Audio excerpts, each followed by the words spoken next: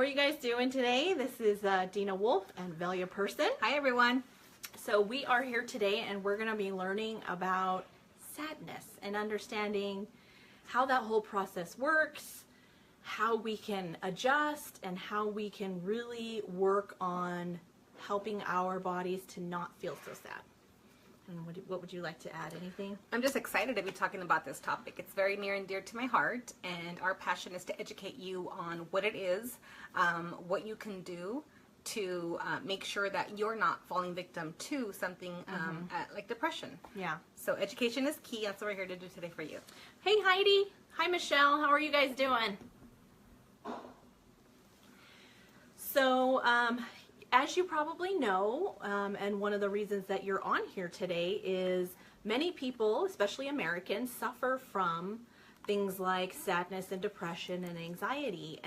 And sadness and depression actually affect about 6.9% of our population, which is a huge chunk. So what that equates to is about 350 million people worldwide, and that's about 16 million people in the US alone that are really struggling with things like sadness. And I know we've all been there, struggled with things like depression, whether it be a daily thing or maybe even postpartum if you're a female and have given birth to a baby. This is something that we see quite often, and it's something that can be not so much easily fixed, but you can really give your body the tools that it needs so that it can start to rebalance and heal itself, which is really nice. And that's really what we want to talk to you today about, because you know, there's nothing worse than losing a loved one over sadness and the grief and the sheer torment that comes with it is just, you know, it can be helped, right? Yeah, definitely. You know? So, and I think more than anything, like we always talk about the stigma that comes with it. You know, sometimes when the word depression comes out, it's like, oh my gosh, all of a sudden there's this feeling of inadequacy. Yeah. You know, especially now, like we're going to talk about teenage depression as well. It's so huge, unfortunately. and even children, preschool age children, they're the highest on antidepressants. Yeah, we were reading that article. Remember, we're talking about it. This is the highest rate of children that are taking antidepressants are actually preschool and kindergarten age, and you're like, what the heck happened? So we're going to walk you through to what like a therapeutic visit looks like when you go see a therapist. Basically the protocol they go through to be able to give you a diagnosis of depression. So a few simple questions we're going to run over, and we're going to go ahead and take any questions you may have, any comments, any concerns you may have. We can try to answer those for you, and would be very, very happy to help you find more natural solutions on how to overcome the symptoms of depression. Now, you're a licensed mental health therapist, Velia, so can you kind of walk us through some of the symptoms that we're going to be looking for in depression? Yeah, we're going to do that. And here's what I want to start off with. I don't want anybody to freak out, so we're going to talk about 10 symptoms that they look at more or less before they actually give somebody a diagnosis. So if any of these apply to you, that doesn't mean you have depression, okay? I just want you to be aware so you know more or less the protocol that is followed in giving somebody this diagnosis again. So hi to everybody. We got a lot of comments there. Hi everybody. Good night. Good evening. please feel free to tag any of your friends who struggle with sadness or depression on this actual event right now, and what that does is that can get them onto this, whether they can get on live, that's awesome, but if they can't make it live, they can actually be tagged and then watch the replay later. So this will be on replay if you do happen to miss anything. I don't want you to worry, okay? So we're excited. So we're going to go so it's a lot of information, so we're going to give you guys a minute to grab paper, pen, pencil, whatever you need to write with. Again, if you have any questions, we're going to try to do this a little slowly. We have an hour. We might go a little over on this topic. So I'm really excited to be here with Dina to share a little more. And give me a quick second because I'm trying to get you guys on here and I'm having a little bit of trouble with the link, and I want to make sure that everybody's on here. So give me a quick second, guys. Sorry about that. You want me to go over some of the symptoms really quick while you're Let me figure out the technical difficulty. Here we go. So some of the symptoms that we are seeing with mood disorder or depression and sadness, anxiousness, those kinds of things are with mood-wise is anxiety. So even with depression, we see a lot of anxiety and feelings of anxiousness, okay? Apathy. So they just, we just start to feel like numb. Like I don't feel anything at all, having a hard time feeling, I don't know what I feel, those kinds of things. A general disconnect. There might be having trouble with connecting to other individuals, having meaningful relationships, those kinds of things. They really pull back. Struggle with connecting to other individuals that would be maybe even in the family or spouses and those kinds of relationships. Guilt, massive amount of guilt, right? What happens when we end up having a lot of sadness? We feel guilty because we can't do the things that we want to do and we love to do. Even if we desire to do them, we really struggle with it, right?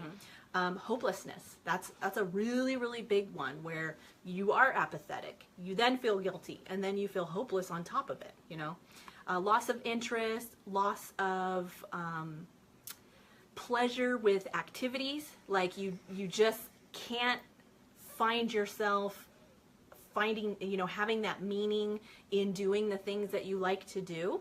Okay.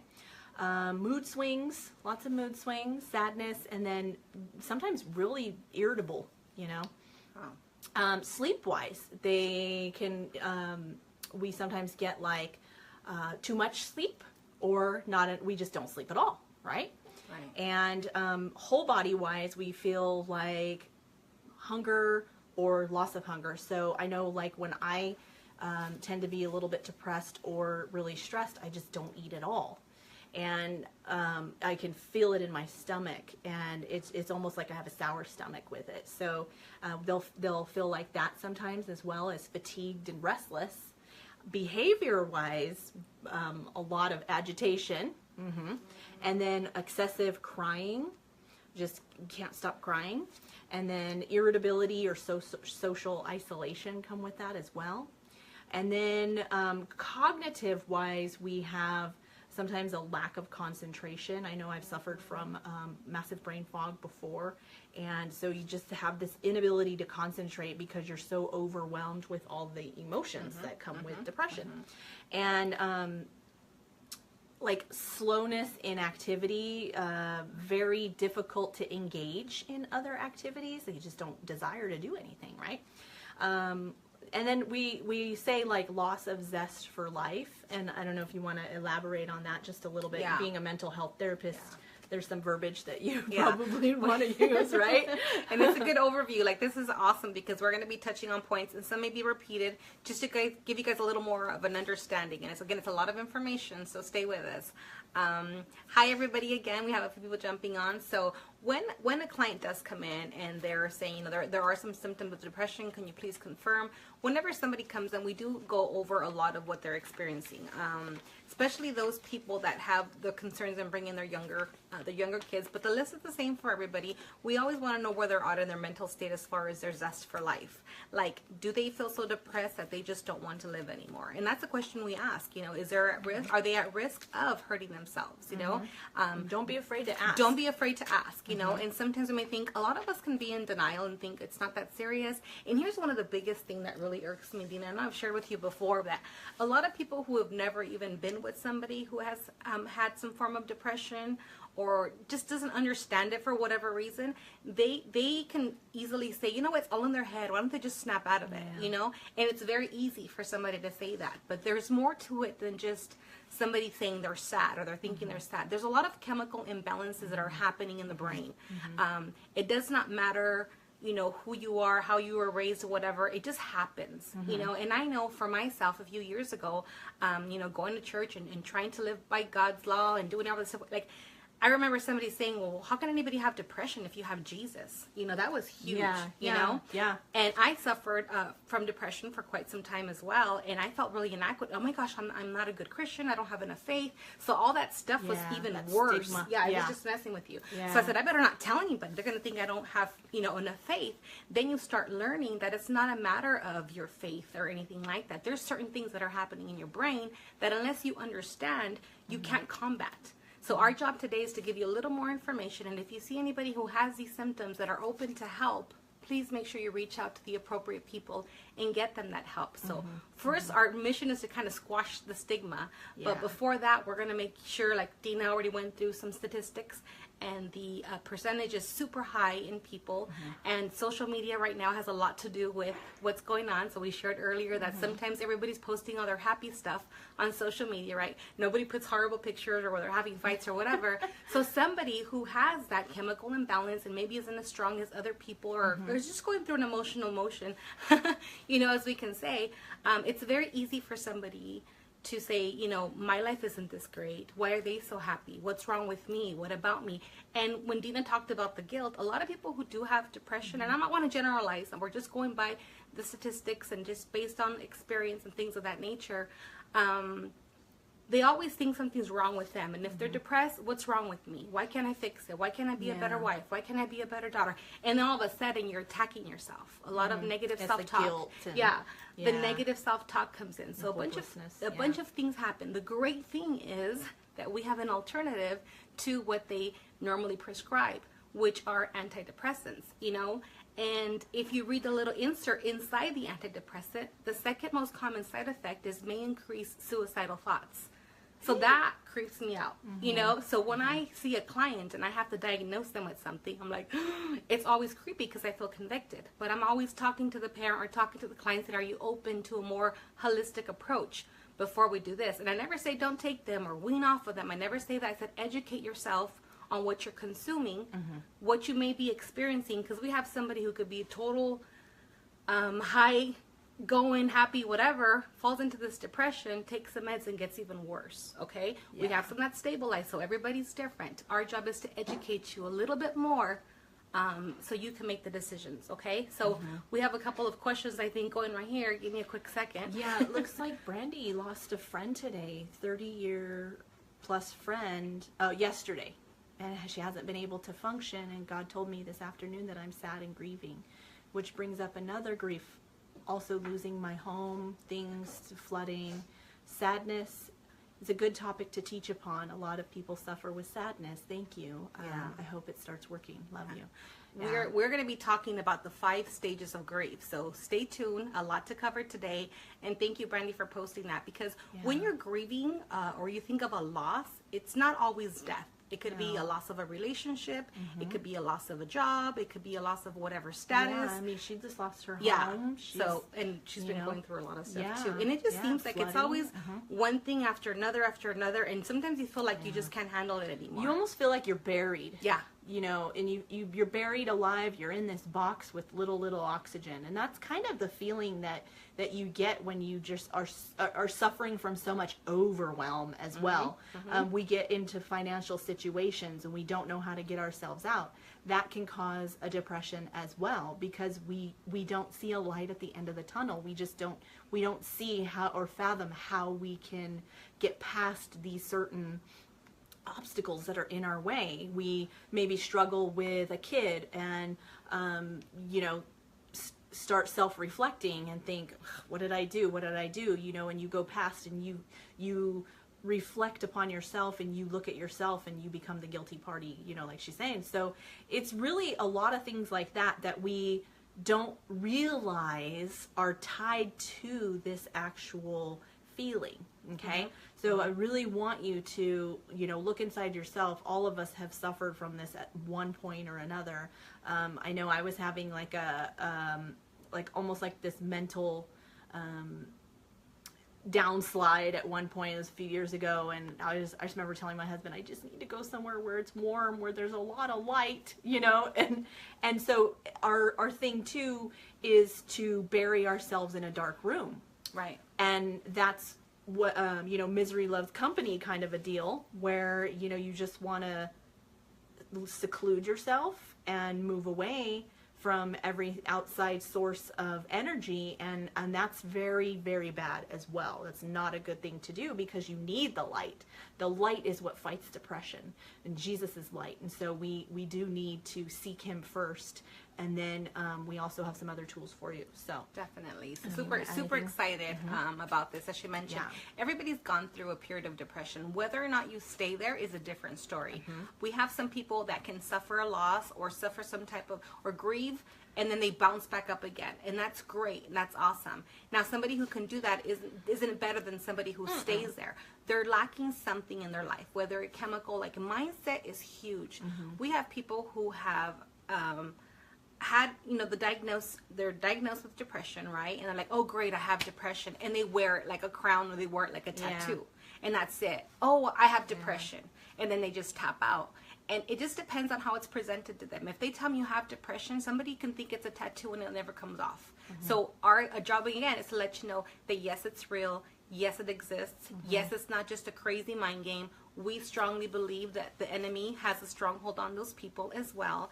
And I believe on a personal level that it is a stronghold that you have to overcome by strengthening your mind, by reclaiming your personal power.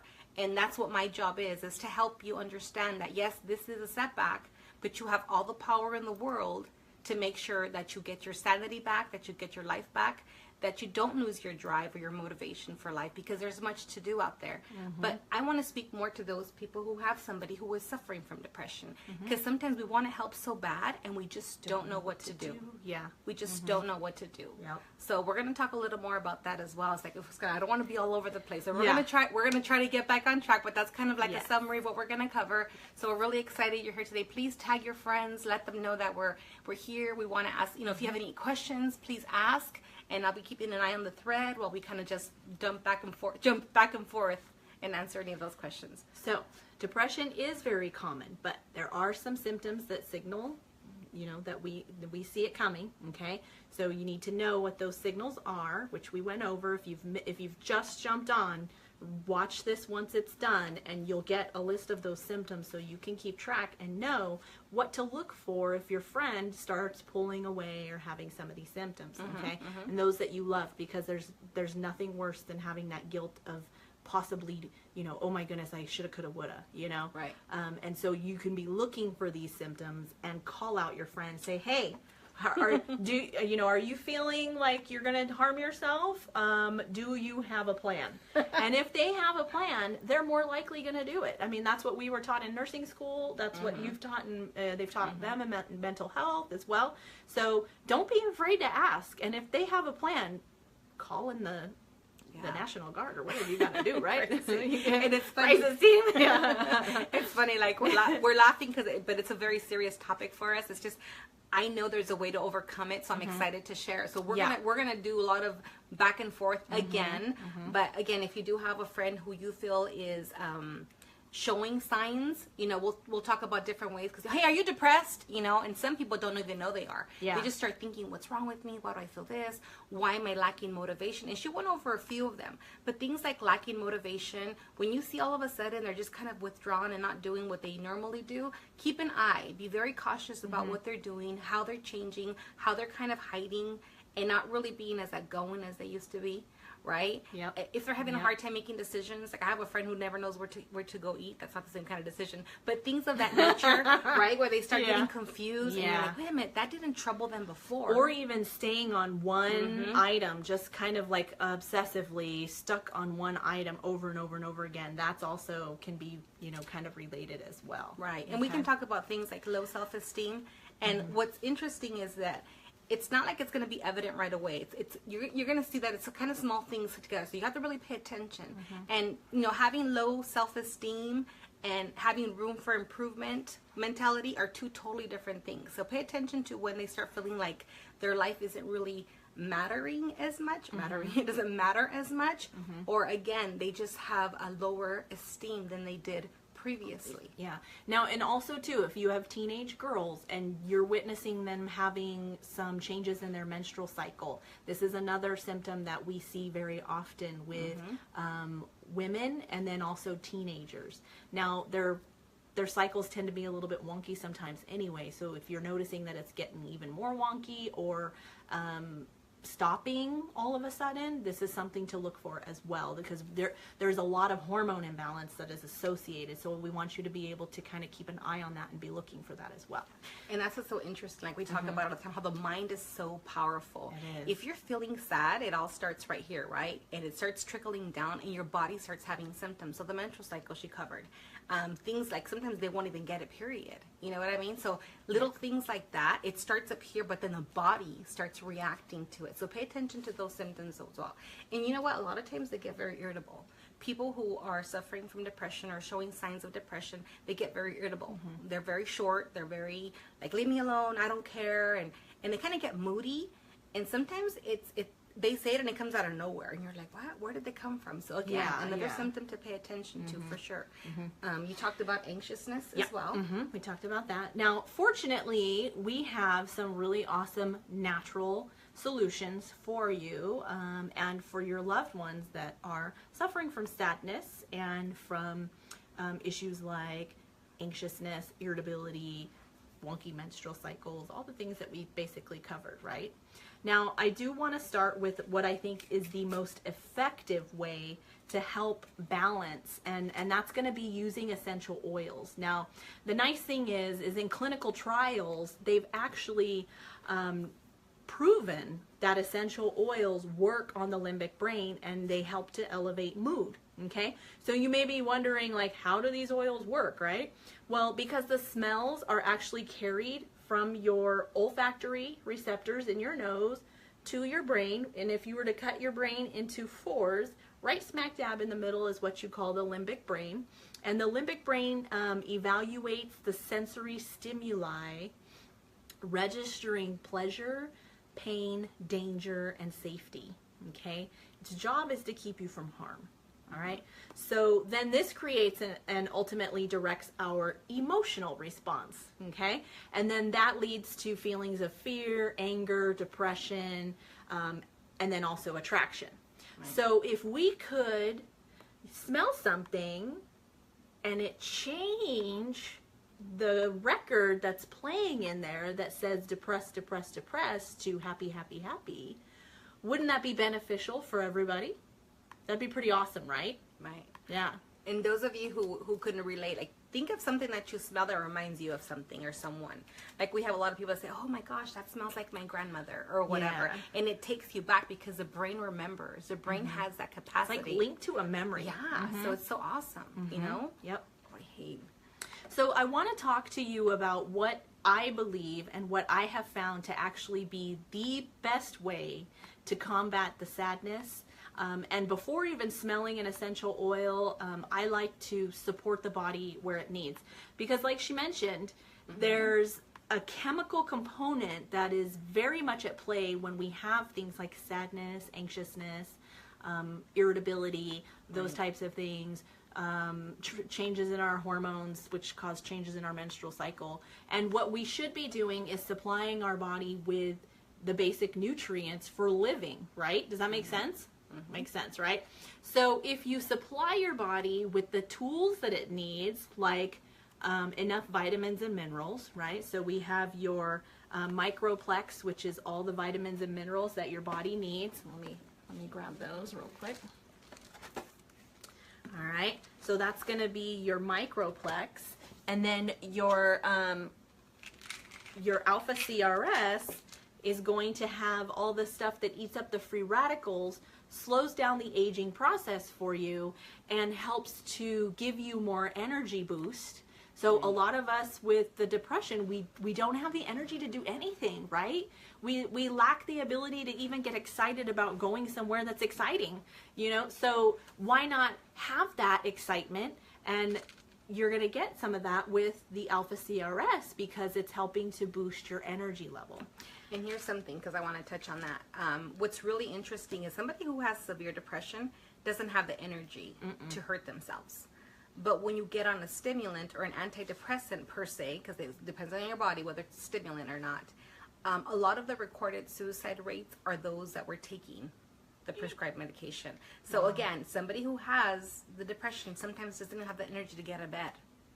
So that just lets you know the strength of anything that you're taking, whether it's prescription or these alphas. You know, it's just awesome stuff. So thought I'd throw that in there. Now, the most important part of your lifelong vitality is going to be the omegas, because your brain needs tons of omegas and fatty acids, because that's how it functions. That's what calms it. That's what soothes it.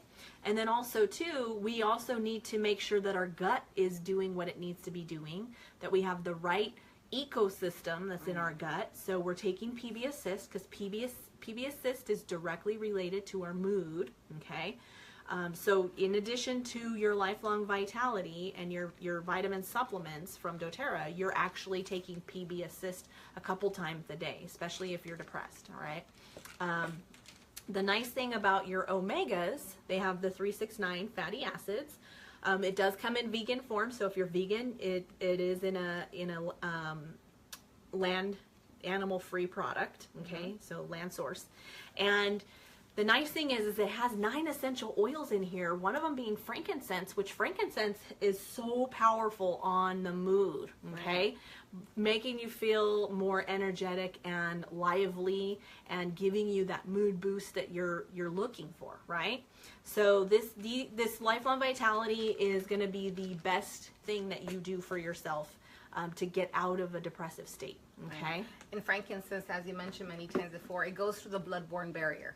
So it's really, really strong stuff. It gets where it needs to get. A lot of those medications Straight that to are the brain, prescribed which is awesome. are super strong, and they do go to the brain, but the body has no idea what it is. So that's why a lot of people, when they get on prescription medication that does have one in particular that goes through the blood-borne barrier, your body's like, what the heck is this? So the brain freaks out because it has no idea what it is. People have to adjust to the medication. With frankincense, all the oils, it's basically a driver. It gets all them through there, right? And then your body knows what it is. Oh, they're oils. They're from the earth. We're from the earth. So your body reacts very differently. You don't have the side effects that make you feel all wonky. Which is nice. Right? And zombie status and what's wrong with me and why do I feel this way?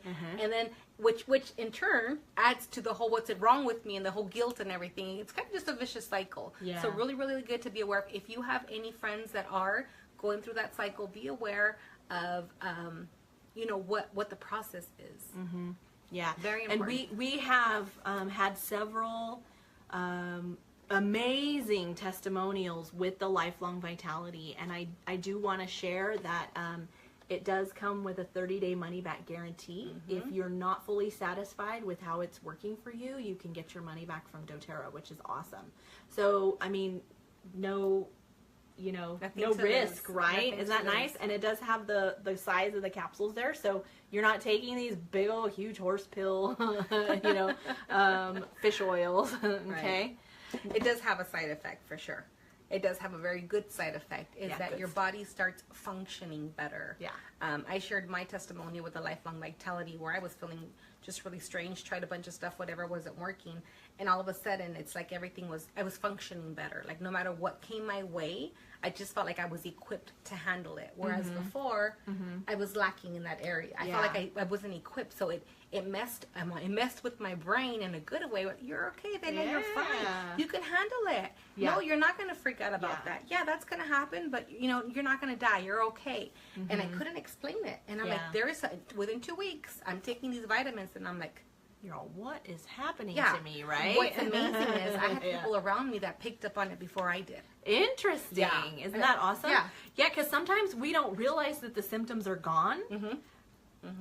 Because we've lived with them for so long, and sometimes the change is so gradual. And I know I've had a few friends that they say the same thing, like, "Oh, I didn't really notice much on the vitamins," but then they quit taking them, and they're like, "Oh, I didn't realize I'm not a couch potato." Like, all I wanted to do was lay on the couch and eat chips when I wasn't taking it, but then when I took it, I was at the gym, I was out being social, I didn't feel depressed, I never felt any anxiety. Like, this is so weird. Like, I turned into this whole different person, So yeah, that's great that you share your story. For me, I noticed a lot less brain fog. So the lack of concentration has lifted. Like I don't even have it anymore unless I eat a whole bunch of gluten. But, you don't want to see her. Yeah, I was like, I just get really sluggish and like shut down. And then I just double dose my Lifelong Vitality, and that gets it out of my system really quick, which is nice. But we have a comment right here. She awesome. says, I noticed the effect on my daughter before she did. I knew she was getting better. Isn't that amazing? That is so awesome. And Heidi has an amazing story with her daughter. And I do want to touch on this a little bit, because this is very much linked to feeling sad, and that is a thyroid disorder. So a lot of times we aren't metabolizing right, and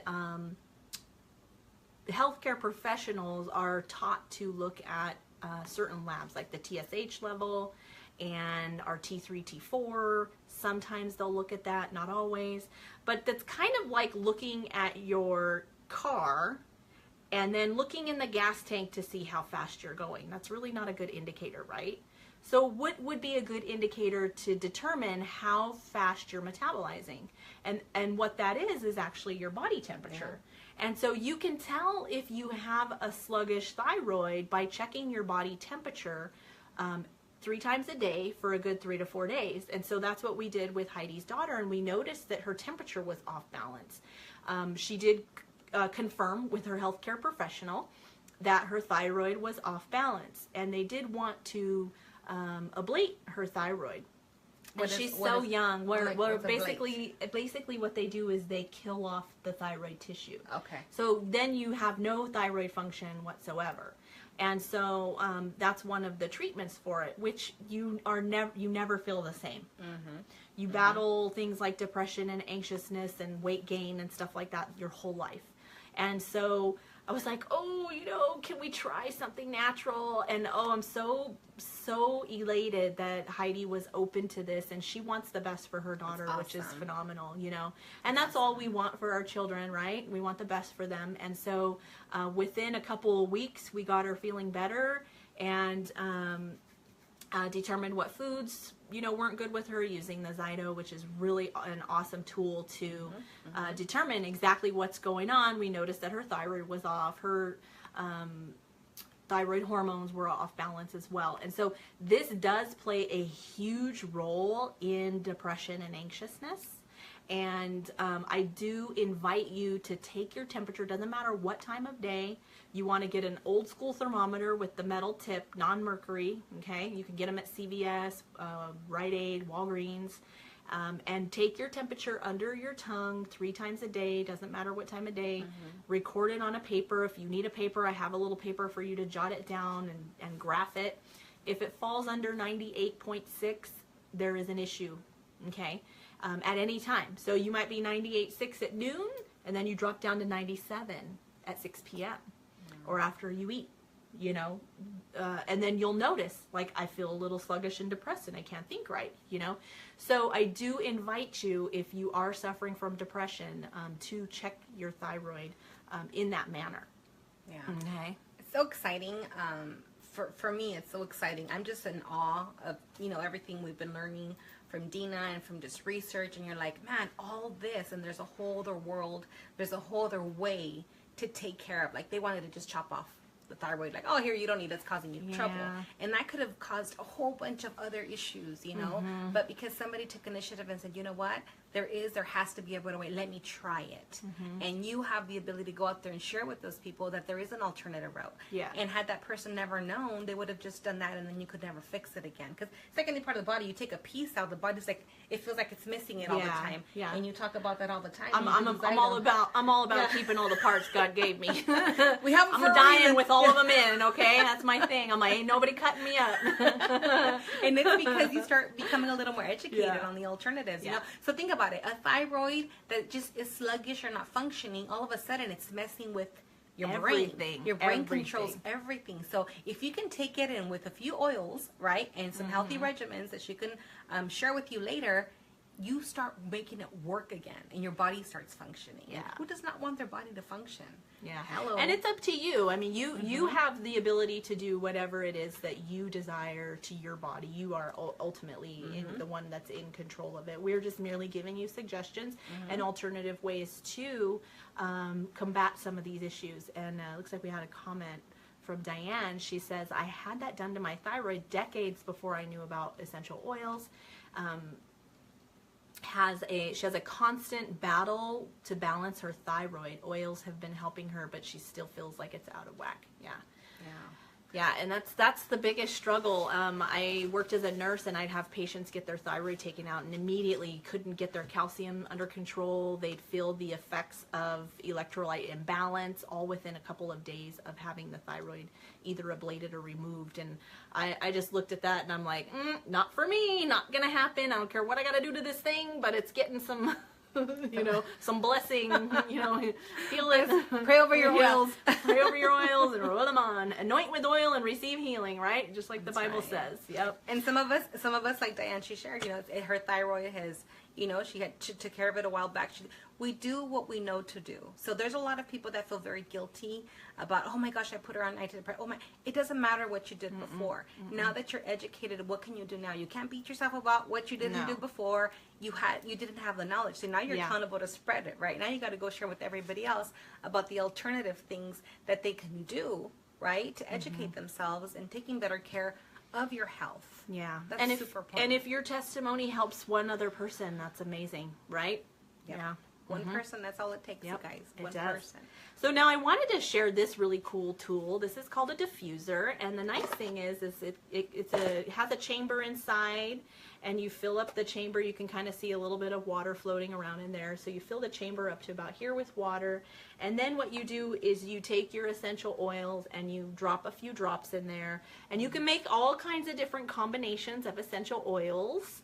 And I like to use the citruses because citruses are wonderful for boosting mood. Okay, so when we have a foul mood or just don't feel right or feel depressed or sad, we can reach for our essential oils and they help us lift that mood because remember, we're smelling, right? And it's affecting that limbic brain that we just talked about.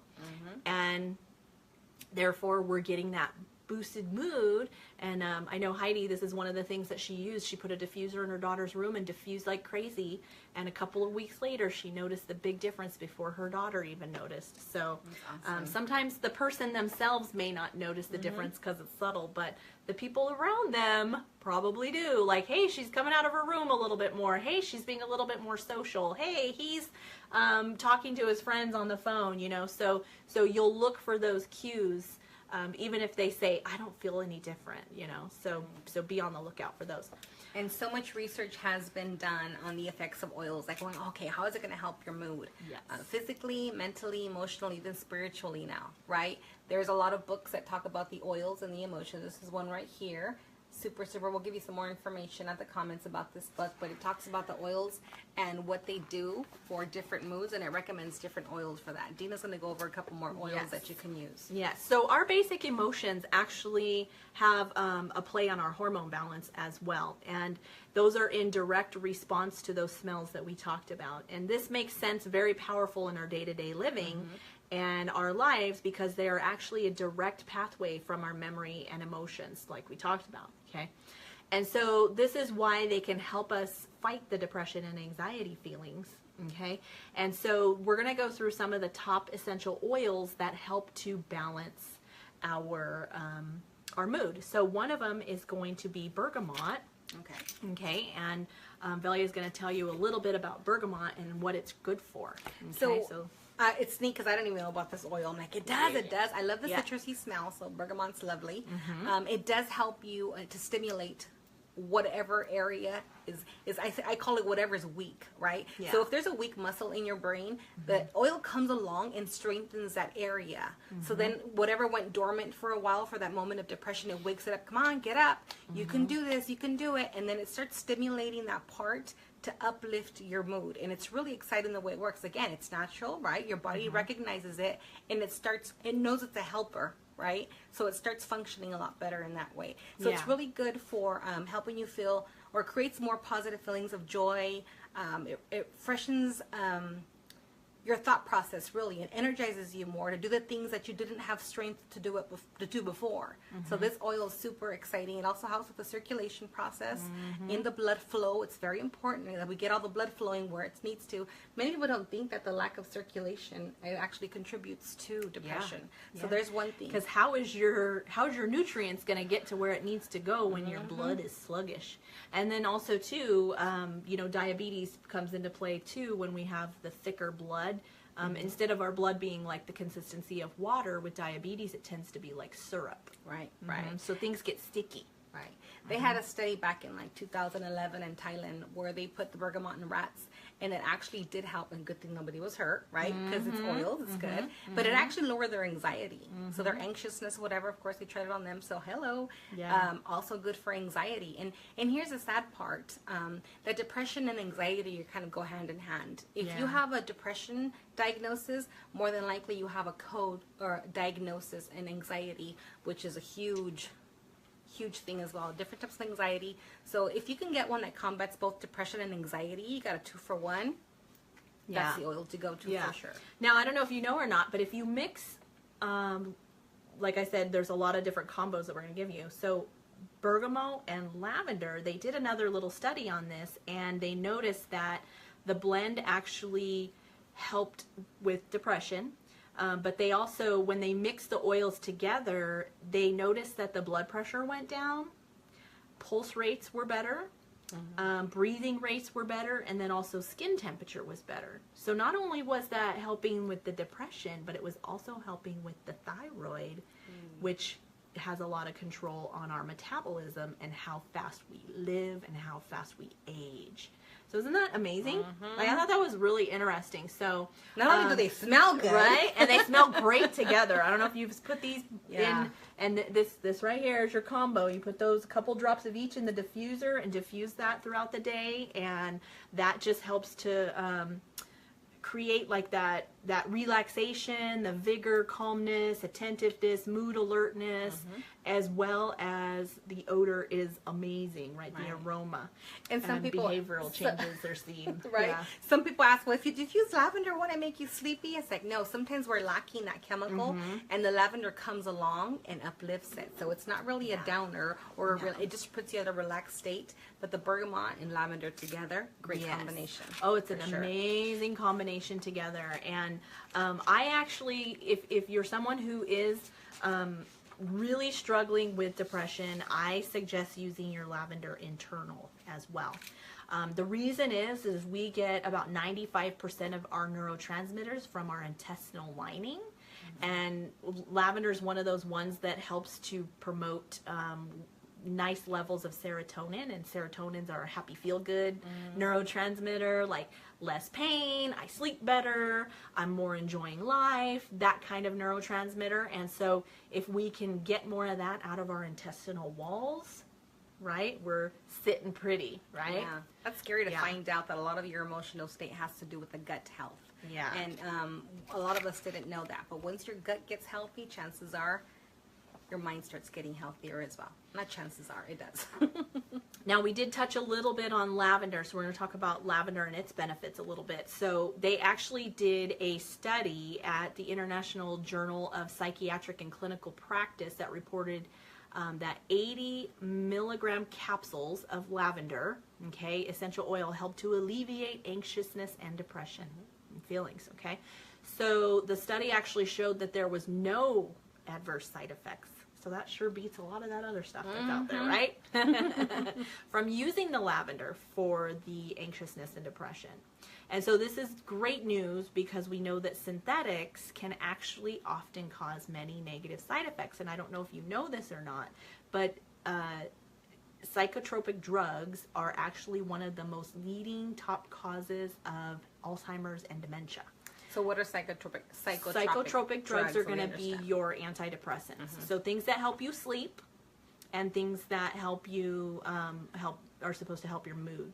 And then also this includes ADD drugs. Okay. So look at your inserts, educate yourself, and then you can make an informed decision. That's what we're here to do, is to just educate you on a couple of the topics.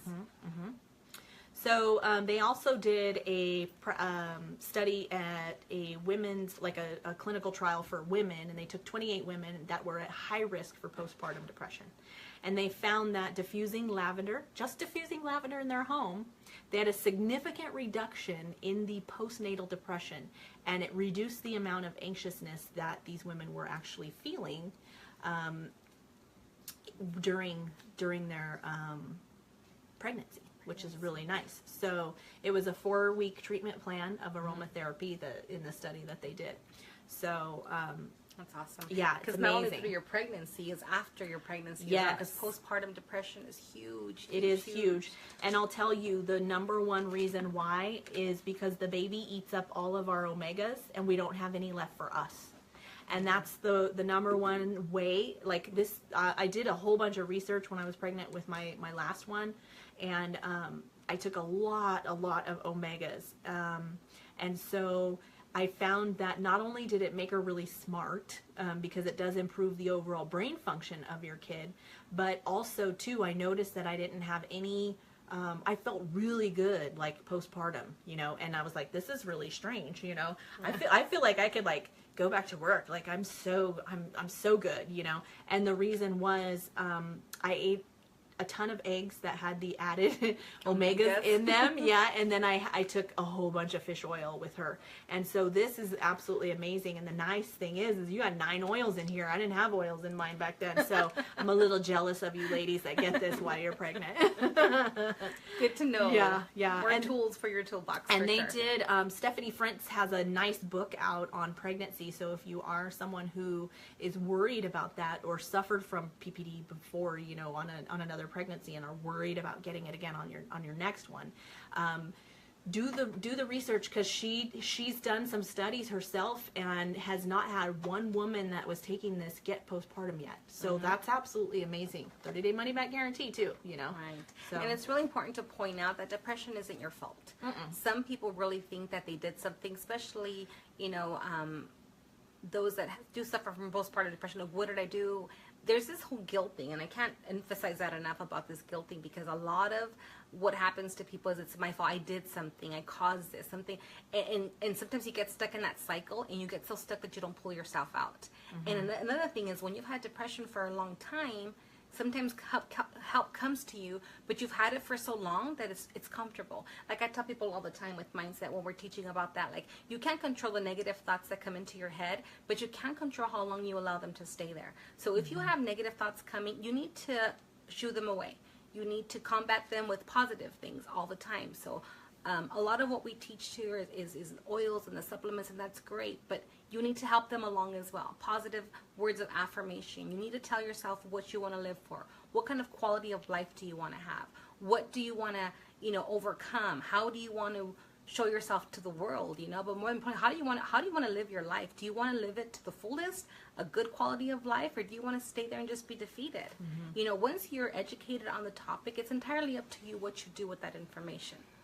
And I would like more than anything to see any of those who have suffered from depression or are in the cycle of depression, or any of you who have people you love dearly and want to help them. Knowledge is power. Knowledge is power. This is true. Yes. So we actually read on a study too where they had people with PTSD that were using the lavender on a daily basis, and they noticed that they had a significant decrease. So daily use of the lavender actually helped decrease the depression by 32.7%. And it dramatically decreased the sleep disturbances as well. So now we know that very much so depression goes with sleep disturbance hand in hand, you know. And then a lot of adults, we do have a whole class on sleep disturbance as well. So if you haven't seen that yet, we have a whole slew of suggestions for that as well, right? But lavender, of course, is one of them. So you can kill 2 birds with 1 stone kind of a deal with the lavender. And the nice thing is the moodiness overall, 47 people suffering from the PTSD noticed that their moodiness was gone. Yeah, crazy. With just lavender.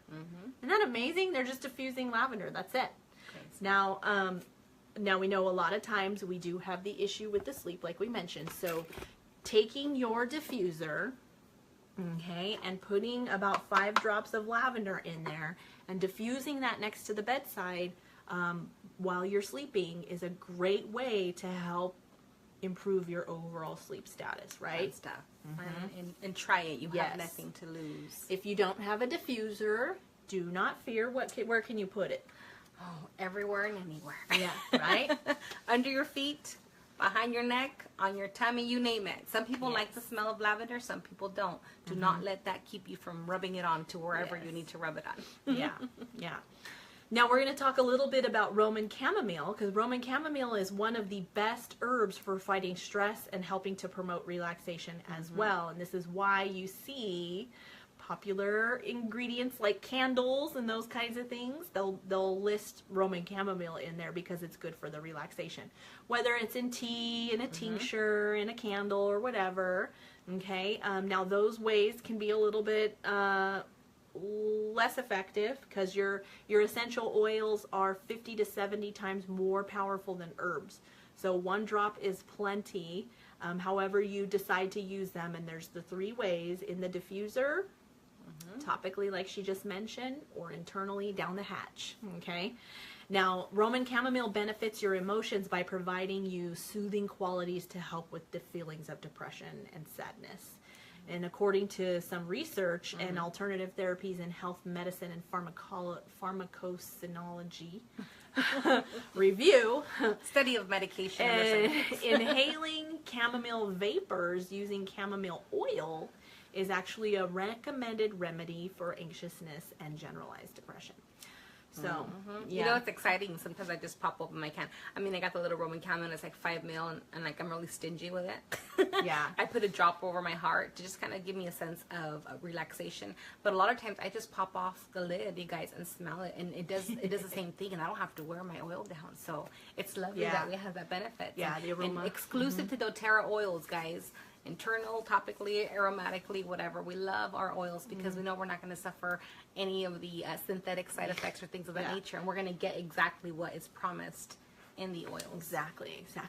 All right, so do you want to tell them a little bit about ylang ylang? Oh my gosh, my favorite oil. Yes. She thinks this one's really stinky. Yeah. So why did you pick on me for the ylang ylang? So because it has a funny name. Yeah. Okay. So this oil is awesome. It is right? kind of stinky. Good for everything and anything. I don't like the smell of flowers, right? Yeah. And that's okay because sometimes people, like, you want to introduce them and they're like, oh no, I don't like oils. And then some of us are like, but you have to, they're so good for you. Some of us don't like the smell of certain oils, and that's okay. Does it mean they're not effective? No, we just don't like them. So ylang ylang, not a huge fan. I told Dina it smells like a stinky flower, but I use it anyway, right? I like it too. Yeah, but she likes I like it with like the woodsy oils. So I like to pair it with patchouli or vetiver, frankincense or cedarwood. I like to pair it with those because it kind of tones it down a little bit. Yeah, she swears it tones it down, but if she's wearing it, I'm like, oh my gosh, that's so offensive. So to me, again, personal choice, and we have to be open when we're sharing with people, and they say I don't like it. They just don't like it. You know, you can't force it. Put it on your feet. But, right, that's what I do. Put it on my feet. But, you know, you can't force it. You have to like the smell. We had a lady yesterday that said she hated the smell of lavender. And she goes, oh my gosh, she's just so old power, whatever. So we put some on her. Well, I let her smell the bottle first. I didn't want to attack her with it. And she's like, this one smells different. It doesn't smell like the typical lavenders I smell. I'm like, yeah, it's different because what you're smelling is the synthetics. And it's a very subtle scent. And lavender, I wasn't a fan of at first. I really like it now. But the ylang ylang has so many powerful components to it that even if I don't like the smell, I put it on anyway, just because I love reaping the benefits of what it does provide for me and my body. It helps a lot with depression. And again, when you're looking at depression and oils, like these are the most common oils that are used, and they're used in many different combinations. We use them a lot for our rollerball blends that we make for like calming concoction, uplifting your mood, hammer blend. Yeah, it's like balance out. So I call it like more of a balancer because that's exactly what it does. It combats. It's like it's a weapon, right? It combats feelings of struggles with or whatever. So a lot of research has been done on it as well. That's one, again, that you can also inhale. Not me. She can totally sniff it all day long. I will put it under my feet and be happy. It does help a lot with negative emotions. So if you're finding that you're just, some of us sometimes just think random stuff and you're like, where did that come from? You know, like, why am I even thinking that? So instead of entertaining it, sniff some ylang, put it under your feet, whatever floats your boat, right? Yeah. And all of a sudden you'll see that it's kind of combating those negative thoughts.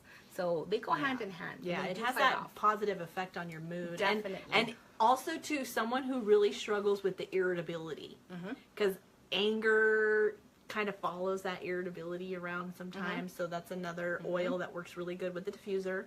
And like she said, if you don't like the smell of it, put it with your lavender and your wild orange. It kills the smell. And it takes away that floral scent. Yeah. And just put like 1 drop of that and then 2 drops of each of the other. And then you're good. You don't have to, sniff the stinky flower smell, I guess.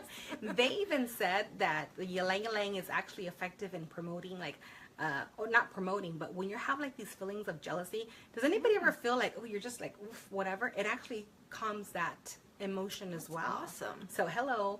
That is really if you're cool. kind of like, there's a lot of couples that, the husband or wife or whatever have these jealousy spells, whatever it is.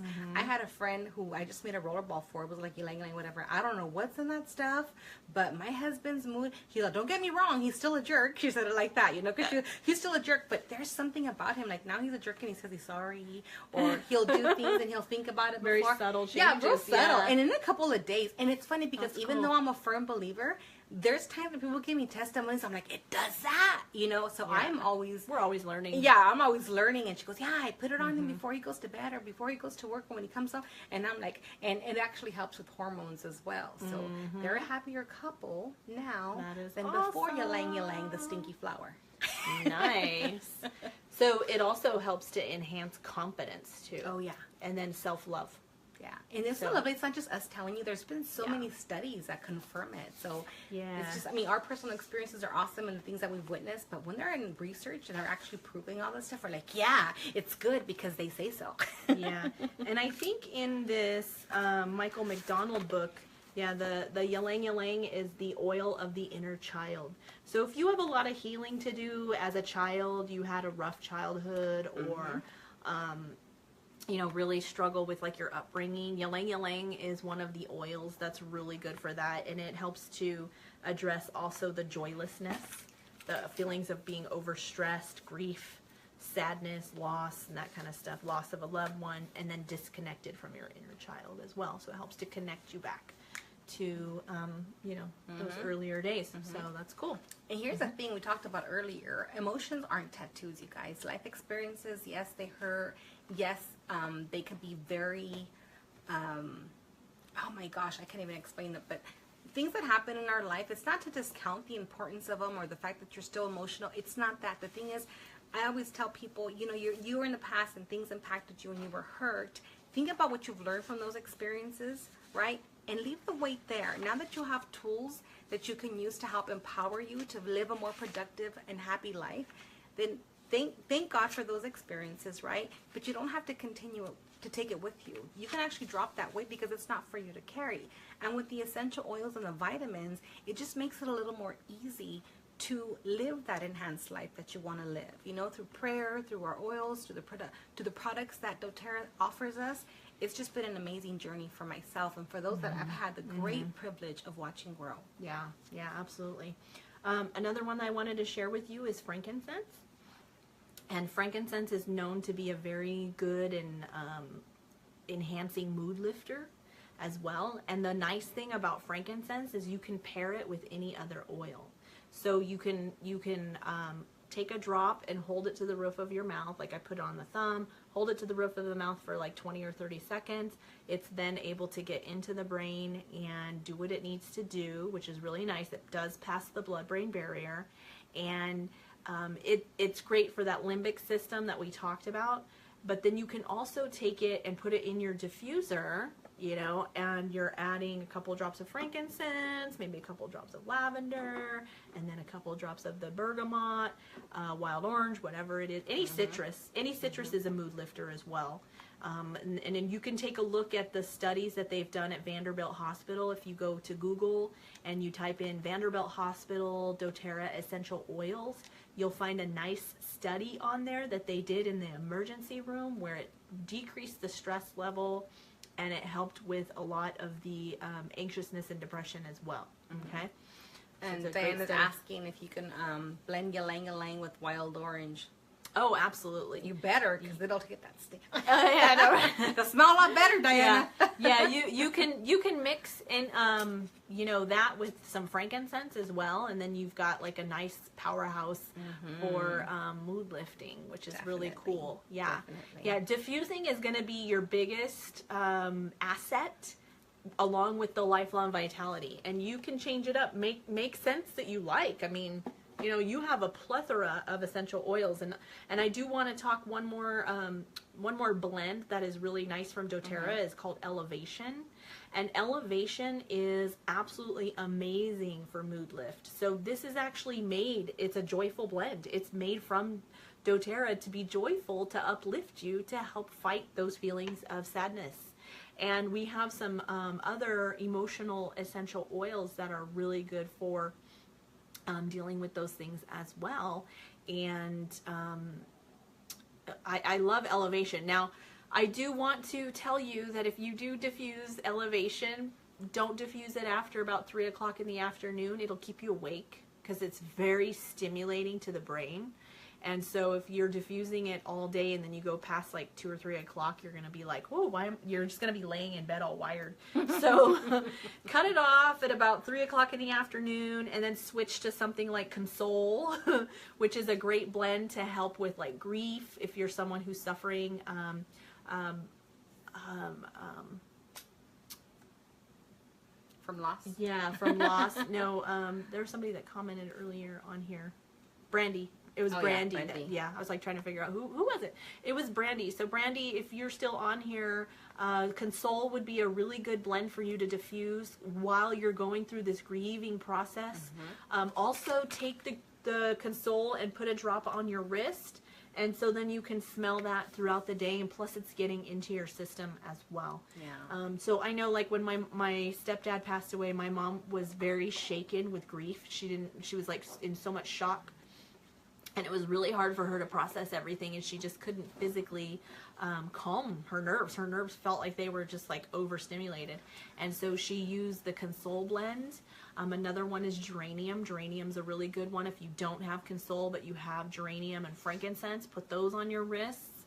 And that's a great way to calm those nerves down in that grieving process, or in the event that you are in a loss of a job, loss of a dog, loss of a loved one, just overly stressed, those kinds of things. Yeah. Loss of anything. And we're going to transition into the 5 stages of grief. We'll touch on those briefly before we end, and we're going a little over, but I hope you guys are okay with us going a little over here. We're going to talk a little bit about the 5 stages of grief. And what I do want you to understand is that these stages don't go in order. So it's not like, you have to do step 1, step 2, the next step is 3. That doesn't work that way. And it doesn't have a time frame. Like, some people have suffered a loss, and other people are very quick to say, well, that happened a year ago. You should be over it by now. Or, oh my gosh, that wasn't even that big a deal. Yeah. So very, very important. If you want to be empathetic towards somebody and really know kind of what's going on in their mind, be very mindful that there is no time frame. There is no order. There is no way you can pick up what somebody's feeling. But again, be very mindful of the symptoms that they're displaying. And if you do want to service them or just be a support system, sometimes just observing and being a listening ear is enough for many people. I know a lot of times, especially like in funerals, like a lot of people just don't know what to say. Yeah. And sometimes the best thing to do is not to say anything. That's just my personal opinion in dealing with a lot of people who have suffered grief and loss. So we're going to cover the 5 stages briefly. So the first stage, not in order, is called denial and isolation. The second one is anger. The third one is bargaining. Fourth one is depression. And then the 5th one, the very fortunate ones that get to the stage of acceptance. Okay, so again, they're not in order. Sometimes somebody has frustration first, somebody has acceptance, somebody has anger. So they kind of bounce all over the place. And some people can go from step 4 to step 2 to step 5 to step 1. So it's just a very strange system, right? Again, there is no time frame. So try to be very understanding of people who are suffering loss. And for some people, one loss is can be devastating to one person, or another one can just be like, they get over it in 6 months. So it just depends on the individual, okay? So when somebody is in denial or isolation, say somebody is sick in the hospital, some of us could just be like, no, they're fine, nothing's gonna happen, it's okay, or they just will totally not visit them. So they don't have to feel the emotions of them being sick and their mind playing games, or the mind starting to think what's gonna happen, what if they leave, what if this, and the what ifs start coming into play. So that's the first stage of grief and loss. The second one is anger. So you just become very angry about the situation.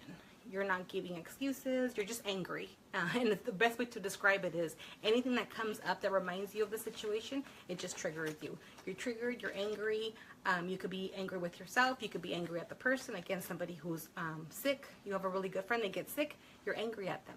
Why are you sick? You might not verbalize it, right? But it's an emotional state that comes in and kind of just resides there, like you're angry at that person because they're getting sick on you, and you might just not feel how to handle it. Now the person who's going through this might not even know what's happening. They're just angry and they can't explain it, which is really sad. So the third one is called bargaining, and in the bargaining stage you start thinking about, again, we're going to just use the example of somebody being sick. Somebody has cancer. Okay, your really good friend has cancer, and you're in there, you're like, I should have helped them, I should have had them get studies, we should have eaten better, we should have done this. So you're thinking that if you should have, could have, would have done it, then you wouldn't be in this situation. There's a lot of blaming going on in this stage as well. Or you're asking God, like, please, okay, if I just do this. Exactly. Yeah. There's some people that start making deals with God. If you just heal that person, I'll be perfect, or I won't eat this for whatever. So that's a stage where you're just at such a loss, and your brain's kind of going that you're just thinking of different options. You start bartering and negotiating, even in your own head. And again, sometimes you're not even aware of what's happening at that particular stage. So it's a very difficult stage to go through. The fourth stage is depression, where you've kind of accepted it. You've understood that it is the reality. You've tried to stay away. You've tried not to think about it. You've tried to just think of every other way to avoid the situation, right? And then when you finally allow yourself, when you give yourself permission to feel the emotion of sadness or depression, you're kind of there. And again, each one of these stages have a different time frame, and they're bouncing around. Now the fifth one is acceptance, and there are many people that get to this stage, which is awesome because you've accepted the situation for what it is. You have understood that circumstances just led here, and all of a sudden this is the reality.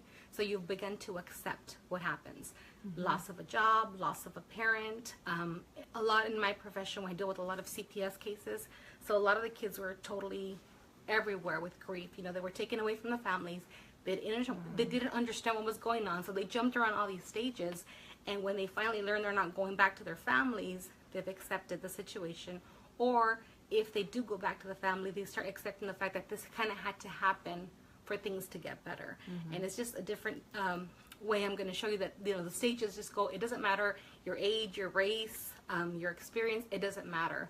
These are stages of grief that we all go through as humans. So if you better understand them, and there's so much online that you guys can research just to be that supportive person too, and not so much like, here friend, you suffered a loss, this is what you're going to go through. It's more to educate yourself. So when you see your friend going through all these different stages and changes, you don't think they're crazy. And you're a little more empathetic to what they're going through, and it's going to help you be a better friend by listening, by trying to understand. And we might not know exactly what they're going through, but if you have an idea of the symptoms and the expectations, it's going to help you better be able to be that supportive or the comfort that they need at the time that they're going through all these stages. Very much Do you so. want to add anything? I do want to go over one more oil, which actually a couple, but Melissa. So someone who is extremely just down in the dumps, and you're just like, oh my goodness, I've tried all these other oils. Melissa tends to be the one. It is rather on the a little bit more on the expensive side because it is extremely hard to harvest, and that's why it is a little bit more pricey, but it is extremely beneficial to the mood. So if you're someone who just can't seem to kind of get that uphill climb, Melissa is a great oil. And there is a challenge that we do, and it's 21 days of Melissa dropped on the thumb, held to the roof of the mouth each morning for 21 days in a row, and you tell us how you feel, because the change is significant. Okay, so that's another key that you have in your little toolbox. Okay, now for going through the stages of grief, we have found Peace Blend to be wonderful assistance, and then also your Console Blend from your emotional kit. Okay, now you could take it, put a drop on each wrist, one of each if you'd like, or if you have the Console, put the Console on there, or diffuse it throughout the day. So if you're someone that's home or you work in an office that you're able to diffuse, that's going to help get you through that difficult transition and work you through those stages a little bit quicker than normal. Okay, and grief is a real thing, and a lot of times we don't even know that it's grief. Okay, because I've seen people who've lost someone 2-3 years ago, and they feel like they've grieved, or they feel like they were okay with that person leaving this earth, and then a couple of years later they have all these depression symptoms, and it tends to be from the grief that was just never dealt with. So then we get them grieving, and then all of a sudden the depression lifts. So that's a great way to help get that up and out. Okay. Yeah.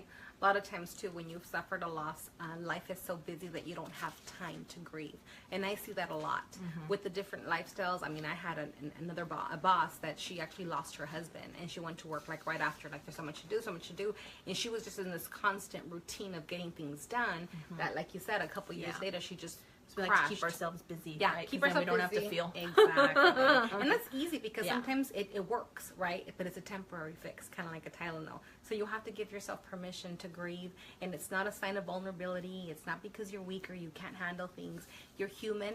You're not a robot. And you need to allow yourself the time to heal. So if you give yourself that time, then you can get to a point where you're like, what? It's not like you forgot it. You give yourself the time to work with it, right? Build yourself up so later on in life you can help somebody else who's going through the same process as well.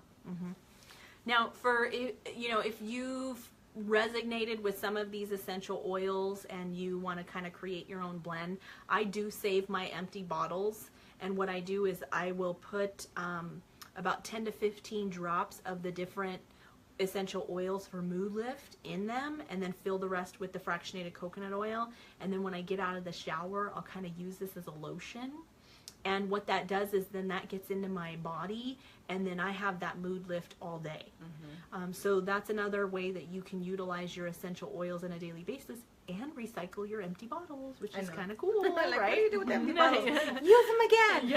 I don't throw away anything that has to do with essential oils, because it was funny, like I was at my mom's the other day and I was like, hey, do you have any empty lavender bottles? And she's like, I just threw them all away. And I'm like, what? Who does that?